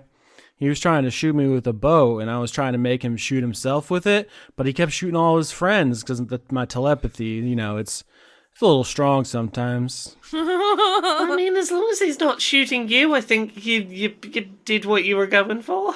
Oh, no one even got close. He ended up shooting himself in the foot, and he kind of got stuck to the boat, and then I flipped the boat over with my mind, so it all worked out, but I was really hoping he would shoot himself in the tummy region, I mean, that's good prime real estate for shooting. Yeah, that's what I think. Anyway, you enjoying the feast? Yeah, I'm feeling the best I have in a while. Nice. I mean, I try not to eavesdrop, but there's a lot of psychic chatter out there, and everyone seems really impressed by you. And, people still have questions about the rest of the people in your group, but you won a big fight, and everyone always enjoys that, so... I'm feeling capable today. That's nice. Do you have anything on your mind, or any psychic blocks we can break down while I teach you to enhance your strikes and ability checks, whatever that means? I mean, I feel like I've just spent the last, half an hour of recording getting blocks broken down. I've been doing pretty good on block breaking down today. I should have saved some baggage for you. I feel like I've been dealing with it all before I got to the psychic therapy session. No, that's good. It means you have a friend group who supports your brain growth, And that's precious. People spend their whole life looking for that, so it's good, man. It's been nice feeling like I can talk to my friends today. And also, if you don't have any barriers break down during our sessions, we can just gossip, girl. You know? I mean, we'll see what happens. I think I'm pretty barrier open today. I think I've done the scary thing of doing conversations about feelings. I've done that. I'm good. What about, listen, everyone's talking about it. The gossip brags, they're on fire with the speed of the scribbling, man. Like, what's up with you and Staples? Everyone wants to know. Staples is more intriguing in principle than probably in practice. Oh! Staples is... You know when you know that something's a terrible idea, but you kind of want to try anyway? I know Staples is not like wise brain talking. Staples is... I mean, that seems real fun brain talking. Yeah, it's like a threesome where you're like, one person good and two person double good, and then you get in there and it's like, I don't have enough hands. I don't have enough hands, and also one of the people in this threesome is a little bit stabby. I wasn't speaking specifically; it's more of a general. It's fine. No, I'm just messing with you. All right. You want some sketty? I would like some sketty. Oh man, I was just being polite. I really wanted the sketty. You have the sketty. I won't take your sketty. I was being polite by accepting some sketty. I didn't want to turn down the sketty. You should go get your own. Yeah. Bramwell, how are you doing, bud? It's doing great. Drinking beer. All right, I think I'm trying to voice Austin. Make it quick. Thank you. I think at some point, unless you want to tell me what you're doing, you're drinking beer. Yeah. So eventually, while you're sitting there nursing a beer and your broken arm, Young runs over and goes, Bramwell, can you hide me? Staples was looking for me, and she's very drunk, and she, quote, wants to taste me. Please help. That seems like nonsense. You should devour her head. I've heard you've been quite good at that. Yeah, I mean, I'm good at that, but usually that's after someone else has done some stabbing or chopping or firebolting, and Staples is she's in a barbarian rage right now, but I think it's not an angry rage, it's kind of like a horny rage. But your arms are swords, are they not? Have you not been instructed on the proper way to disembowel someone? They're more like serrated. Up. All right, we'll do this now. You need to learn this at some point or another. Oh no! What's Bramwell's happening? going to hold a turkey in front of him. And he's going to say, I need you to disembowel this. It's the same sort of property. There's a thin layer of skin, some flesh underneath, and, well, I hope most of the giblets are gone because I really haven't been paying attention to what I've been eating. But there should be gooey, precious, fragile organs behind that. Oh gosh, okay, here I go. I'm gonna roll an attack. I got a 7 Bramwell, I stabbed myself. Well, that's not good, but that's fine. We are allowed more than one attempt to disembowel our first turkey. Alright, here I go again. I have lived my entire life with these sharp arms. Hold on a moment. You seem to be misguided. You are anxious. You're worried. Now allow me to steal you a little bit. And Bramwell's going to come over and sort of put down a turkey with his good arm. He's going to straighten up Young's posture a little bit. And be like, now remember, straighten your back. It's important or else you lose everything. Your core, your stomach, your abdomen, that's where everything comes from.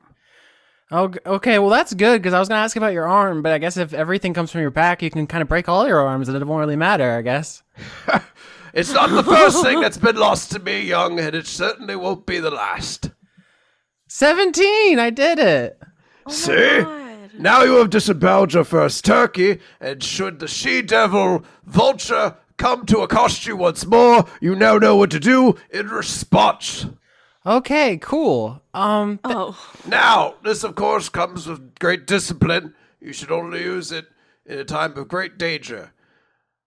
She might be that great danger. I don't know. I generally avoid her unless we're all drinking together. Because at that point, it's a good time. You know what I'm saying? High five. Good arm, not the bad arm, please. Speaking of your arm, Mr. Gentleman, are you gonna be okay? Are you gonna do good?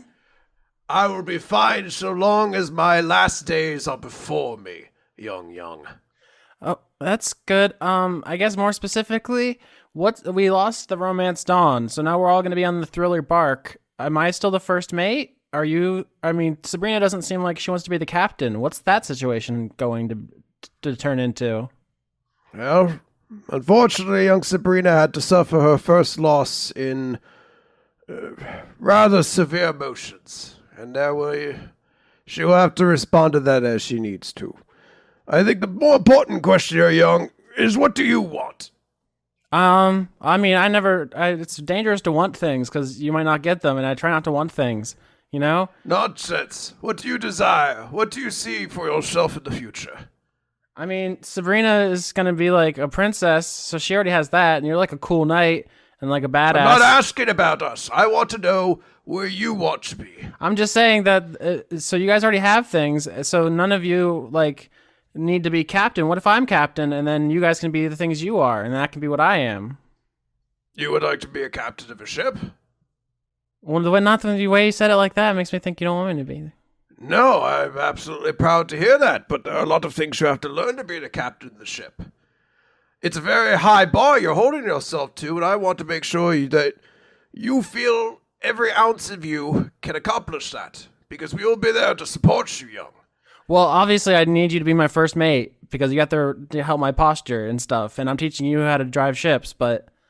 Yes, that would be excellent. Now, you can drive ships with one arm, correct? Yeah. I mean, excellent. Famously, pirates do it with one leg, so, it's in a hook hand, that's a whole thing, yeah, that's... What's a pirate? Pirates exist, don't be weird. Nope, I don't know what a pirate is. Okay. Tell me, what kind of stereotypes do they have? Eye patches, parrots? Tell me about them. So, Bramwell, you have vehicle proficiency, and you have been chosen to be Young's first mate, as long as Sabrina doesn't object to Young becoming the captain of the Thriller Bark. Nope. Speaking of Sabrina, there's this big feast. Where have you been this whole time? I would like to believe Sabrina has not been at the feast, and she's been kind of off to the outside of it, and she's just looking out at the ruined remains of the Romance Dawn. That's very sad.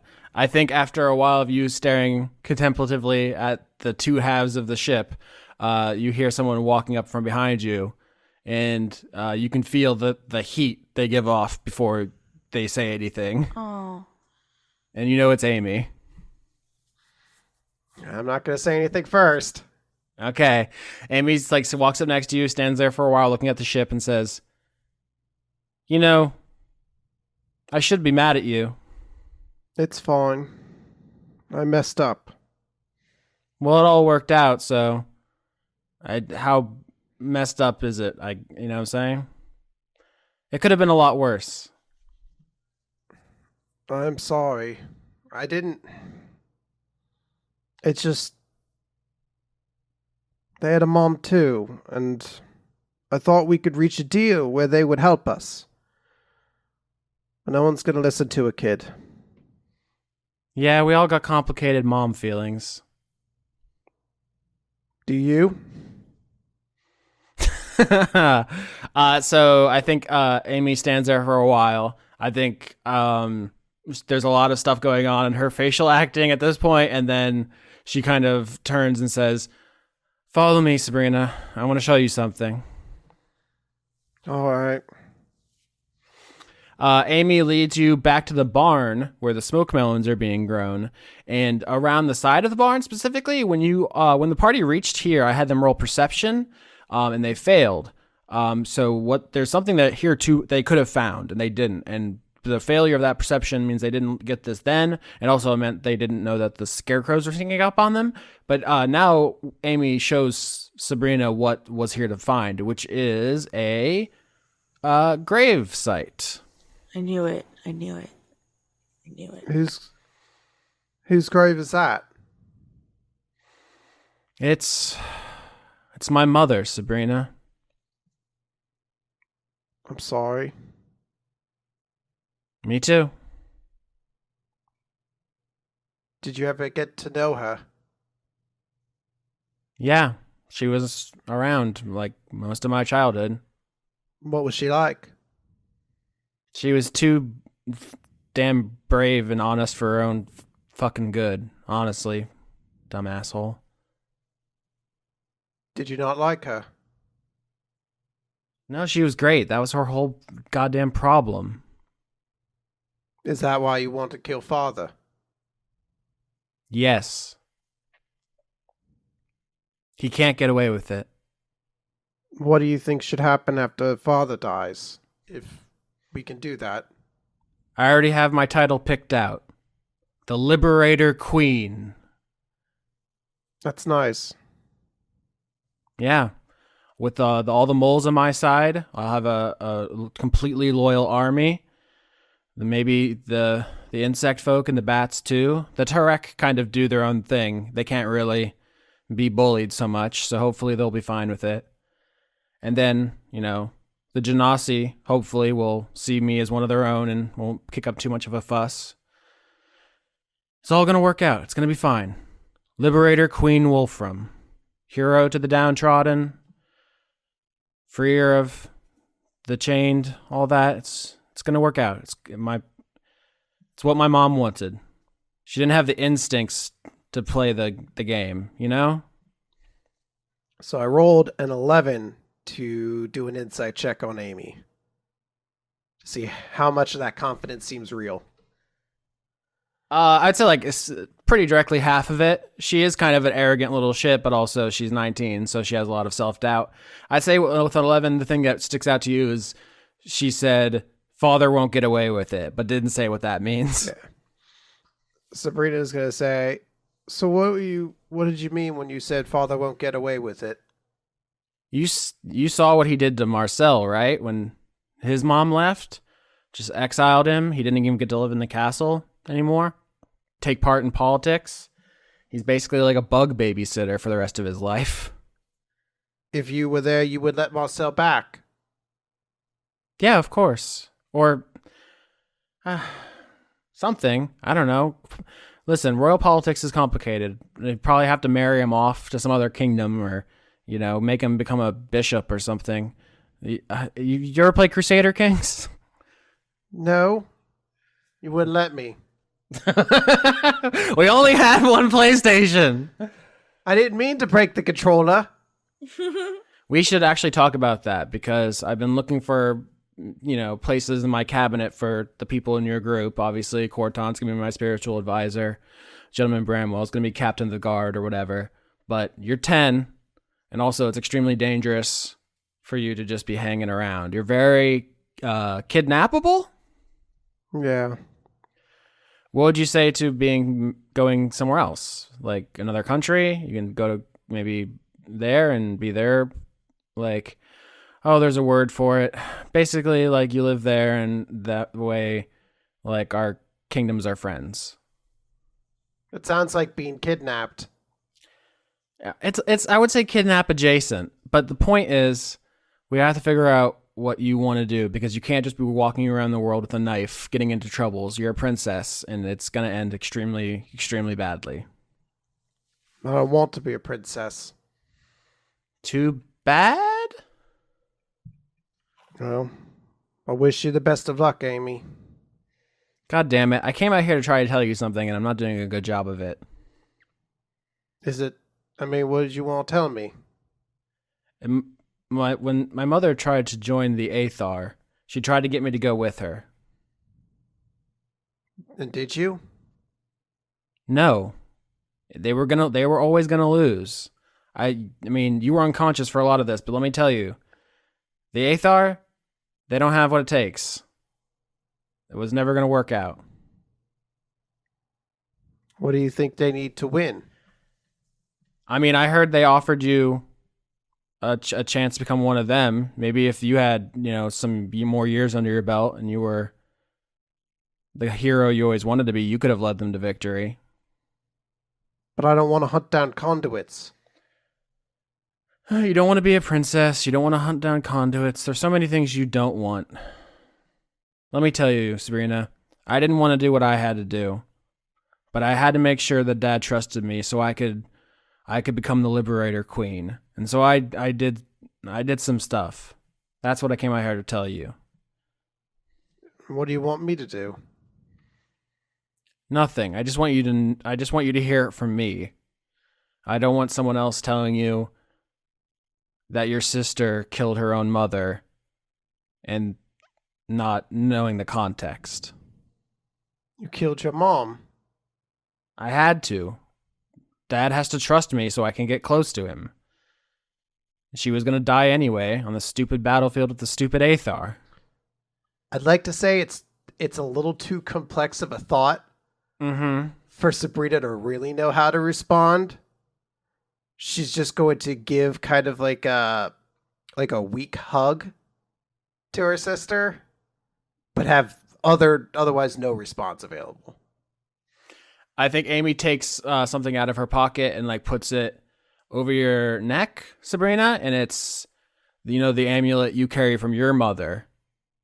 It's another one, like it's the one from her mother. Exactly. And so now you have two. And this one is going to give you the ability to cast Chromatic Orb, or an Ash variant of Chromatic Orb. Essentially, you can call on Amy's power in addition to your ice power because you have gained her loyalty. I would like to attempt another check after she leaves. I would like to attempt another check to see if I can figure out how to like infuse my dagger with the element the way she can. Ooh, yeah, Arcana? Crit fail. Wow. Interesting. How do you think that works out? Because if you had like crit, I would say like, yeah, you have Amy's Ash powers now. But with a botch, what does that mean? I know exactly what it means. We're going to find out. Continue on. On with your story, man. Okay, I'm very nervous. So back at the feast, I just want to say Charlie gets up and makes a speech extolling Khorton and Vindrass's virtues, especially saying that basically, so this group here, they're going to go back to Harp City. They're going to make contact with the insect folk leaders, get them rallied around our cause. Then they're going to move on to Absinthia. They're going to get the Terek behind our banner, and then finally back to the Glass Forest where they have allies among the Bat folk. And then once we're all ready, we will take down God King Wolfram once and for all. And everyone like bursts into, clapping and cheering and hooting and hollering, and people are like slapping you all on the back and lifting you up. And once that subsides, Charlie says, but before that, we have a special mark to give you so that our allies will know that you have helped Wormwood move towards independence. Oh, we did it. And this is where we brainstorm what kind of magic tattoo does the group get? What does it look like? And please don't let it be Khorton's cock and ball drawing. Definitely not the cock. I don't want a cock tattoo. No, not a rooster. Oh, well, see, that's fun. What if it was in the shape of like an octagonal thing, almost like a talisman from Jackie God Chan? damn it, Jackie Chan! Not again! Like a Jackie Chan talisman on all of us. I'm really not opposed to the Jackie Chan talisman. Because all of us can pick our own animal and it'll be our code. What if it's the broken Romance Dawn? Oh, that's real nice. It can be on an octagonal background. Yeah! The Romance Dawn talisman. Yeah. Broken chip on an octagonal background. Boom.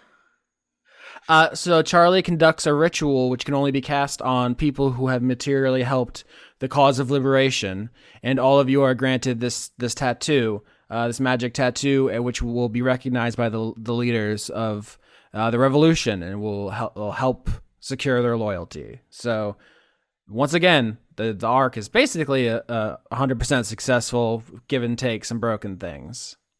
Dope. So after that's done, I think the last person to show up at the party is Duke Pendergrass. We love him. Love him. Yes, hello, it is I. Yes, you all love my food? Very good. Love to give food to my friends and family. More oats for the horses, please. Of course. Yes, thank you. Oh, Lola, I must talk to you about Giraffe Hydra. We have set up place for it. We are going to need you to help usher animal into place. Yes? Hell yeah, I got it. I'm coming for you, Giraffe. This time we're gonna be friends. Okay, I must talk to you about feeding schedule, but we can do that when you get back. Thank you, my friend. Okay. Vindrass, Khorton, we have not met. Hello. Oh, hello. I am Duke Pendergrass. I am understanding you are helping keep my fields out of Aethar hands. Thank you so very much. Oh, you're very welcome, your dukeness. Oh, that is fine. You may call me Mr. Strongpecs. You may call me Honeybun. Oh, sorry, other conversation. It's fine. You may call me Duke. You know, on any other day, yeah, Duke's good. So I understand you are working for Amy, yes, which is very strange to me. I am seeing the wanted posters for kidnapping of Sabrina, and Sabrina is with you. It's very confusing. You can clarify for me? Oh, yeah, well, that was just a whole lot of confusion, you see. It was a total misunderstanding. The messaging came from the castle that Sabrina was taken. We were actually contracted to bring Sabrina out to have her and Amy working together on some project or other. I'm really not privy to the details. But, you know, right place, right time, happen to have a good set of skills to meet the occasion. And Amy, recognizes talent clearly, so. Okay, so the interesting thing I just wanted to establish is that Duke Pendergrass is not in on the plan. I know. Okay, very, very important to establish that. Mm. Yes, I am telling Sabrina her mother leave long ago. She is not around. I am understanding you are looking for her. Perhaps she go to Absinthia, but I do not know for sure. Yeah, Sabrina's gonna show up and walk up to the Duke. Ah, Sabrina, hello. You have fine nap, I hear. Very refreshed? It wasn't really much of a nap. It was more like getting beat up and punched a lot. I was trying to maybe recontextualize it. You are 10. I do not know if maybe you take my word for it. No, it does not work.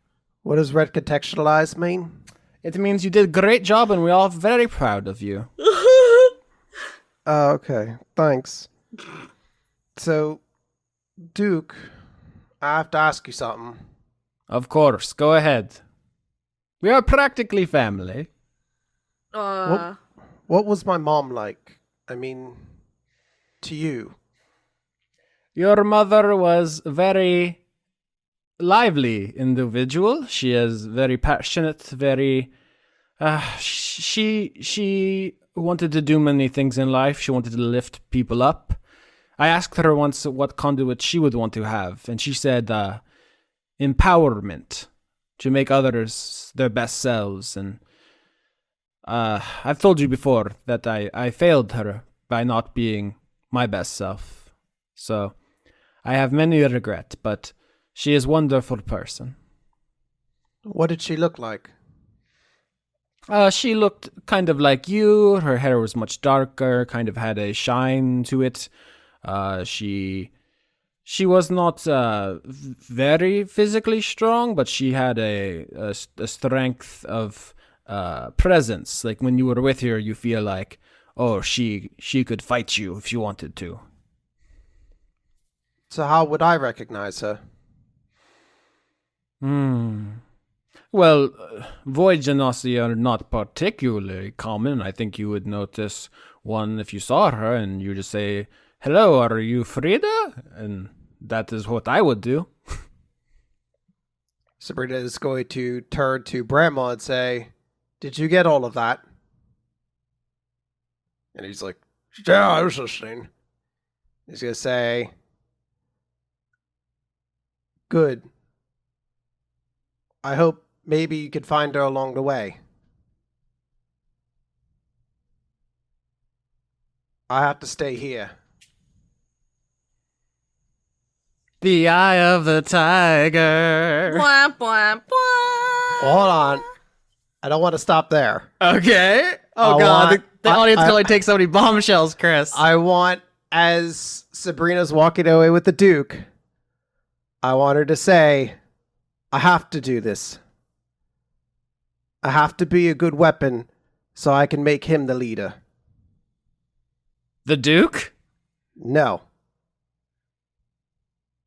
She's talking about Khorton. Oh. Okay, well, that's awkward.